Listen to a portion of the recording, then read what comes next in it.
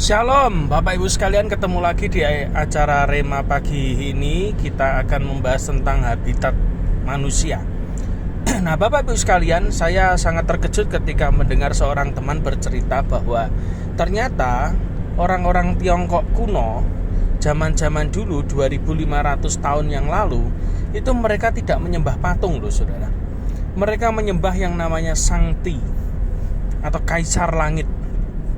Ya, kalau saudara pergi ke Cina, di situ ada namanya The Temple of Heaven, ya toh. Itu saudara lihat di situ tidak ada patung sama sekali untuk penyembahan berhala. Jadi rupanya 2500 tahunan yang lalu orang Cina itu menyembah Tuhan yang tidak terlihat dan mereka menyebutnya sebagai The Kaisar Langit, ya toh. Kaisar Langit itu tidak kelihatan, tidak ada wujudnya sama sekali. Tetapi kalau saudara konekkan dengan doa Yesus tentang doa Bapa kami, saudara akan perhatikan di situ akan ada relasi yang sama. Bapa kami yang ada di surga, ya toh. Bapa itu adalah raja penguasa di surga. Surga itu bahasa Inggrisnya heaven, ya toh. Langit itu heaven, ya, di surga. Sama. The king, the emperor of heaven bagi orang Cina, kaisar langit. Itu bagi kita anak Tuhan, itu adalah Tuhan sendiri. Dia adalah raja yang menguasai surga dan bumi. Kerajaannya di surga, menjadi raja di surga. Nah, Bapak Ibu sekalian, saudara perhatikan baik-baik di sini. 60 sebelum Masehi barulah bangsa Cina mengenal penyembahan berhala terhadap patung. Artinya apa? Ternyata selama ini kita salah persepsi gitu. Sejarah awal bangsa Cina, mereka tidak pernah menyembah patung. Mereka menyembah Kaisar Langit, ya. Dan Kaisar Langit ini cuma satu, yaitu Tuhan, penguasa segala semesta yang bertahta di kerajaan surga, yaitu raja itu sendiri, kaisar itu sendiri. Kalau kita ngomongnya raja, kalau mereka ngomongnya kaisar, ya toh, penguasa, raja langit. Nah, Bapak Ibu sekalian, ketika saya merenungkan ini ternyata betul bahwa habit manusia dari awal ada roh Tuhan yang ada dalam diri manusia. Apapun sukunya, apapun bangsanya, dimanapun wilayahnya, dalam diri manusia itu ada roh Allah karena memang kita diciptakan manusia itu unik, ya. Kalau binatang itu cuma dengan perkataan jadi. Tetapi khusus untuk manusia, tangan Tuhan rela mengotori tangannya, ya toh. Untuk apa? Untuk menciptakan manusia dari debu tanah, ya toh. Lalu dihembusi oleh rohnya sendiri. Jadi roh Tuhan itu, Sangti itu, Kaisar Langit itu ada dalam diri manusia, saudara. Roh Tuhan itu ada dalam diri kita masing-masing. Makanya sebelum kita kenal kekristenan pun dalam diri kita ini ada tanda kutip dorongan bahwa kita ini mencari Tuhan yang tidak terwujud, tetapi kita menyebutnya Kaisar Langit, yaitu Tuhan sendiri. Kenapa? Karena dalam diri manusia itu ada roh Tuhan. Nah, Bapak Ibu sekalian, ini berbicara tentang apa? Habitat manusia. Kalau saudara lihat di Alkitab Kejadian, saudara perhatikan, Tuhan itu menciptakan ikan di laut. Dia tidak menyebutnya sebagai ikan, tidak. Dia menyebut kepada air. Lalu muncullah ikan-ikan berkeriapan. Dan ketika Tuhan menciptakan burung, dia tidak menyebut burungnya, tetapi dia menyebut udara, langit, ya toh. Lalu burung-burung muncul. Ketika Tuhan menciptakan pohon-pohonan, dia tidak menyebut pohonnya, dia menyebut apa? Tanah. Hendaklah tanah. Dan kalau kita mundur sedikit, sebelum Tuhan menciptakan segala isinya itu, Alkitab berkata bumi tidak berbentuk. Itu bahasa yang paling cocok adalah chaos, kacau, gelap gulita, samudra raya belum terbentuk dan lain sebagainya. Bumi itu permukaan air, ya toh. Jadi Tuhan itu rohnya melayang-layang di atas permukaan air. Saudara perhatikan baik-baik, bumi dalam keadaan chaos. Tetapi ketika saya melihat tentang penciptaan ini, saya dibukakan Tuhan. Salah satu pesan penting yang mau sampaikan buat saudara adalah, kalau hari ini kondisi hidup saudara sedang chaos, tidak berbentuk, gelap menutupi samudera raya, dengarkan baik-baik.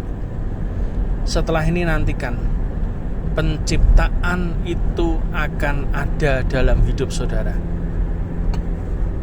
Saya ulangi, kalau hari ini hidupmu merasa kok gelap, chaos, ya toh, kacau balau, tidak berbentuk, Anda juga bingung, dengarkan baik-baik. Sebentar lagi nantikan ada firman Tuhan yang akan masuk dalam hidup saudara, dan itu mengurai semua persoalan, dan engkau akan berkata semua baik. Apa yang dikatakan Tuhan, apa yang diciptakan Tuhan di tengah-tengah kekacauan, semuanya baik. Bagi kita orang Kristen, dengarkan baik-baik, kekacauan adalah salah satu jalan di mana Tuhan menciptakan sesuatu yang baru dalam hidup saudara. Oke? Yang kedua, berbicara tentang habitat. Tuhan berkata kepada air, maka ikan muncul. Artinya apa? Tuhan menyediakan habitnya dulu, baru penghuninya ada di situ. Sama dengan apa? Manusia. Betul enggak? Manusia juga begitu. Habitnya manusia adalah hadirat Tuhan. Makanya Tuhan ini menciptakan Taman Edennya dulu, baru manusianya diciptakan di situ. Ya, Taman Eden kalau saudara cek bahasa aslinya itu memiliki makna the spot of God's presence, tempat di mana hadirat Allah itu ada. Ya, spot of God presence. Ya, tempat di mana hadirat Allah. Kalau saudara pergi ke kafe, saudara akan perhatikan di sana ada spot, ya, hotspot untuk internet. Jadi ketika gadget saudara ada di situ, Anda nyalakan wifi, mode wifi, maka akan connected gitu dengan yang ada di area situ, langsung connect dengan internet. Manusia seperti handphone, ketika dia ada di Eden, ditaruh begitu aja, diaktifkan mode wifi-nya, otomatis dia terkonek dengan jaringan surga. Dan semua aplikasi-aplikasi yang ada di handphone itu hidup. Jadi manusia ini punya kemampuan yang luar biasa. Makanya kalau saudara perhatikan, ikan habitatnya di air, Anda keluarkan dari air, mati, tidak maksimal, mati dia. Ya toh? Tanaman kamu cabut dari tanahnya, ya mati pasti, karena dicabut dari habitatnya. Tetapi manusia ketika dicabut dari habitatnya, yaitu hadirat Tuhan, mesti mati rohaninya. Mesti mati rohaninya. Kenapa? Kemampuan-kemampuan dalam diri manusia itu tiba-tiba tidak terkonek, hilang. Dan kita hanya menjadi seonggok handphone yang tidak berguna. Yaitu aplikasi-aplikasi canggih yang ada di handphone itu tidak akan pernah teraktivasi dan tidak pernah bisa digunakan apabila handphone itu tidak ada sinyal, tidak ada hotspotnya. Sama. Makanya saya melihat banyak orang yang terputus hubungannya dengan Tuhan. Mereka hanya Kristen abal-abal, ya toh, Kristen acara, datang kalau ada acara, ndak ada acara ya ndak datang. Itu biasanya hidupnya tuh abal-abal, ruwet pasti. Rumah tangganya ruwet, hubungan suami istri ruwet, hubungan dengan orang tua ruwet, hubungan dengan anak ruwet, hubungan dengan bisnis ruwet, serba ruwet. Jadi ketika saya lihat orang-orang yang hidupnya ruwet-ruwet begitu, itu pasti dipastikan mereka keluar dari Eden, mereka keluar dari hadirat Tuhan. Pasti. Nggak usah tanya lagi kehidupan doanya kayak apa, mesti nggak pernah. Gitu. Kenapa? Dia nggak connect kok. Handphone yang connect dengan internet 24 jam, oh dia teraktivasi terus, informasi apapun masuk. Sama manusia yang terkonek dengan surga, informasi apapun dia masuk pasti. Dia download otomatis kok.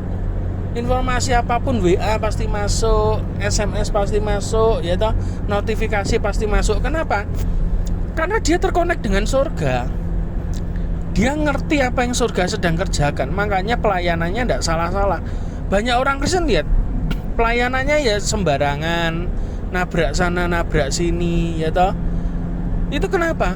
Ya karena memang dia tidak connect dengan surga. Dia tidak ngerti apa yang sedang surga sekarang lakukan. Makanya dia melakukan agendanya sendiri. Orang-orang yang melakukan agenda sendiri dalam hidupnya, bukan agenda surga, adalah orang-orang yang tidak punya connect dengan hadirat Tuhan. Mereka tidak lagi hidup dalam Eden. Makanya pelayanannya sembarangan, nabrak-nabrak istilahnya. Ya, apa yang surga tidak kerjakan dia kerjakan. Apa yang surga kerjakan dia malah tidak kerjakan. Itu gambaran orang kayak begitu. Makanya saya kalau lihat kayak begitu tuh di lingkungan saya itu, saya lihat orang ini ya kasihan gitu. Belum soge sudah ndak cari Tuhan. Terlilit utang banyak ndak cari Tuhan. Saya cuma membayangkan, ya apa nek misalnya ditolong Tuhan, pasti hilang. Oh pasti hilang, jelas. Itu ndak usah nunggu pertolongan Tuhan, ndak ditolong aja hilang kok. Apalagi ditolong, lebih cepat hilangnya. Gitu. Jadi saudara perhatikan hari-hari ini. Kondisi hidup saudara. Apakah Anda sehari tidak connect dengan surga, hidupmu baik-baik saja? Kalau engkau merasa hidupmu baik-baik saja, jangan-jangan engkau sudah terputus loh dengan koneksi dengan surga. Engkau tidak hidup lagi di Taman Eden. Anda hidup di Taman Edan. Makanya Anda tidak merasakan kehilangan Tuhan. Makanya saya heran, saya selalu berpikir gini, kita ini kadang kalau kehilangan dompet, kehilangan handphone, kita ini bingungnya setengah mati. Ya toh? Betul enggak? Tapi kalau kita ini kehilangan Tuhan, enggak bingung. Loh aneh kan? Anda kehilangan handphone, Anda bingung. Anda kehilangan Tuhan, Anda tidak bingung. Gila. Suatu hari, suatu malam, ketika istri saya pulang dari jalan-jalan begitu, dia dari kafe satu ke kafe yang lain, lalu dia taruh tasnya di kamar, lalu ketika habis mandi, dia ngitung uang, bingung dia. Loh, dompetku mana? Mateng. Dompetku ketinggalan di kafe. Loh, lihat. Langsung gupuh kan. Lalu dicari di kamar tidak ada, di tas juga tidak ada, dicari tidak ada. Anak saya juga ikut nyari waktu, tidak ada, tidak temu. Lalu dicari di ruang tamu tidak temu, di tempat kasir tidak temu juga. Lalu saya ini dengan tenang, saya ini dasarnya saya bukan yang kehilangan kok. Wong saya kehilangan handphone aja tenang kok. Karena mesti saya ngerti, tanya Tuhan mesti balik gitu. Saya cuma tanya Tuhan ini hilang po ndak? Tuhan cuma jawab, ndak hilang, di mobil. Oh ya wis. Lalu istri saya tiba-tiba nyeletuk, jajal deloken ning mobil. Nah, cocok. Langsung saya buka pintu toko, saya pergi ke parkiran mobil, saya buka mobil, tak cari betul. Ternyata ada di kursi yang ditutup selimut di mobil, saudara. Jadi jangan khawatir orang kalau punya Tuhan itu koneknya dengan Tuhan. Apa-apa tanya Tuhan, mesti temu. Gitu. Saya percaya itu. Ya. Walaupun jawabnya kadang tidak langsung gitu, tapi kali ini langsung. Kenapa? Masalah sepele sih sebetulnya, tapi untuk masalah besar saya belajar bahwa kadang Tuhan itu memberi sandi, tanda kutip ya. Kenapa? Supaya kita diajar untuk terus percaya. Ya, kita belajar untuk terus percaya, connect dengan Tuhan. Ketika saudara dan saya connect dengan Tuhan, maka kerohanian saudara hidup saudara jadi maksimal dan Anda menjadi berkat. Tuhan Yesus memberkati.